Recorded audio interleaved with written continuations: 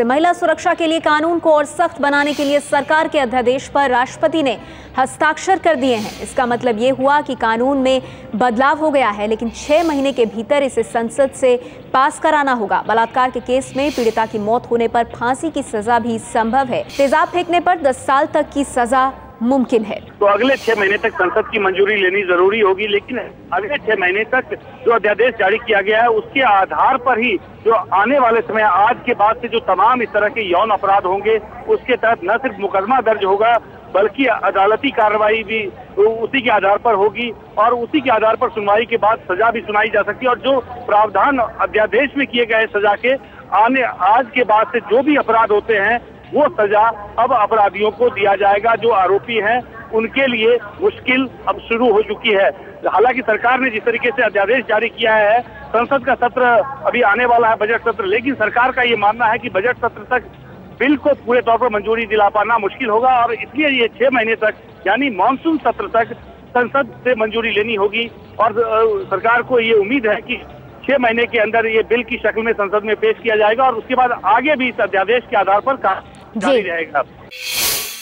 Delhi gangrape के बाद पूरे देश में बलात्कार के दोषी को जल्द से जल्द सजा देने की मांग हो रही है। ऐसे मांग के बीच पिछले कई दिनों में देश के निचली अदालतों में रेप के केस में काफी तेजी से फैसले सुनाए गए हैं।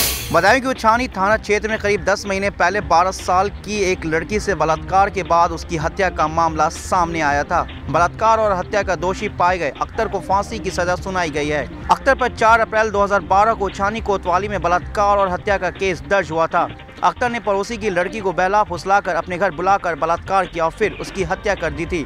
अपर जिला जज ने इस मामले को rarest of the rare category में समाज विरोधी और रोंगटे खड़े कर देने वाला माना। उत्तर प्रदेश के बदायूं में बलात्कार के दोषी को 10 महीने में सुनवाई पूरी कर मौत की सजा सुना दी गई। बदायूं की जिला अदालत ने आरोपी को बलात्कार के बाद हत्या का दोषी माना और मौत की सजा के साथ साथ आर्थिक जुर्माना भी लगाया। बौद्ध धर्मगुरु दलाई लामा का इलाहाबाद का कुंभ दौरा रद्द हो गया है।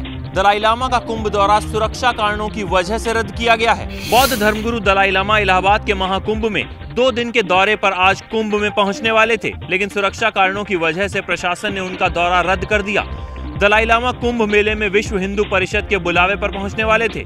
पिछले कई दिनों से वीएचपी के बगल में ही दलाई लामा नगर बनाया जा रहा था, लेकिन दलाई लामा की प्रस्तावित यात्रा का कुछ साधु संत विरोध कर रहे थे। वो लोग जो सामाजिक समरसता को भंग करने के दोषी हैं, उन दहशतगर्दी वाले कैंपों में यदि दलाई लामा को आना है तो मैं ससम्मान कहता हूं कि वहां इनके आने की जरूरत नहीं है।